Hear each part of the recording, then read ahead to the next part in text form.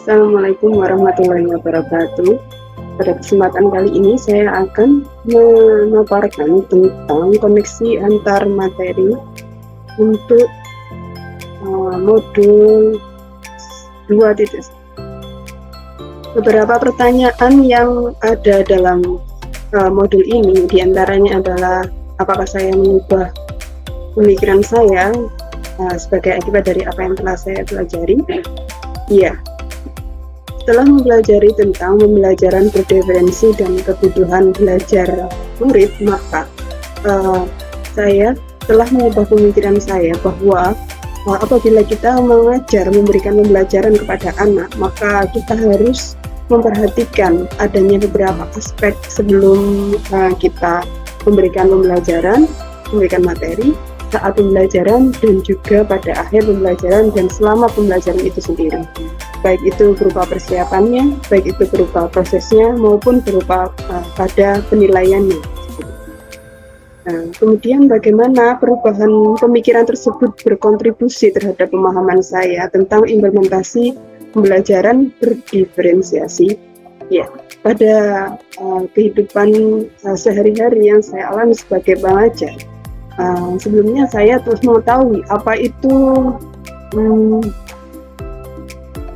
memberikan tes awal seperti itu sebagai diagnosa awal untuk memberikan pembelajaran kepada siswa. Nah, setelah saya mempelajari tentang modul ini, saya semakin yakin bahwa begitu pentingnya kita melakukan pretest kepada siswa-siswa kita. Kemudian begitu pentingnya kita mempersiapkan bagaimanakah kebutuhan tentang pembelajaran yang menyangkut minat siswa dan juga gaya belajar siswa yang di dalamnya terintegrasi bagaimanakah siswa belajar secara audio, visual, dan juga audio visual. Itu juga kinestetik. Tentunya hal ini akan membuat kita lebih memahami dan menerapkan pembelajaran lebih baik lagi. Dia lebih mempercayai dan lebih yakin bahwa apabila kita menerapkan persiapan belajar siswa, mulai dari bagaimanakah siswa mengetahui bab yang akan kita ajarkan, sejauh mana kita tahu bahwa siswa kita mempunyai kemampuan awal, sehingga kita mengharuskan kita melakukan yang namanya pretest seperti itu sebelum kita memasuki suatu pembelajaran, dan juga pada saat proses bagaimanakah kita memberikan scaffolding kepada murid-murid kita, sejauh mana kita memberikan bantuan kepada siswa dengan kemampuan yang sedang, rendah, dan tinggi, sehingga kita bisa mengukur sejauh mana kita memberikan bantuan kepada siswa tersebut, serta bagaimanakah siswa tersebut memiliki profil belajar,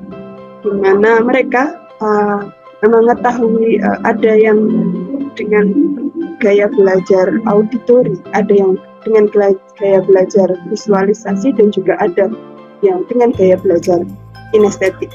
Semua hal itu diperhatikan sehingga kita akan lebih mudah mencapai suatu pembelajaran yang maksimal, dan dengan penilaian yang tentu saja mengutamakan penilaian formatif, di mana penilaian bisa kita lakukan dari awal, selama pembelajaran, dan juga pada akhir pembelajaran. Dan yang terakhir adalah bagaimana saya tetap dapat bersikap positif walaupun banyak tantangan dalam penerapan pembelajaran berdiferensiasi ini. Tentu saja beberapa hal yang perlu kita persiapkan sangat banyak untuk menerapkan pembelajaran diferensiasi ini, mulai dari awal pembelajaran dan juga analisa-analisa kita terhadap siswa kita, dan juga yang terakhir adalah bagaimanakah kita memikirkan pembelajaran itu sendiri terinclude di dalamnya, sehingga kita bisa memvariasikan produk-produk yang dihasilkan siswa, dan juga perlakuan-perlakuan yang kita berikan kepada siswa dengan dosis-dosis tertentu, sehingga kita bisa mencapai suatu pembelajaran yang utuh, di mana di dalamnya kita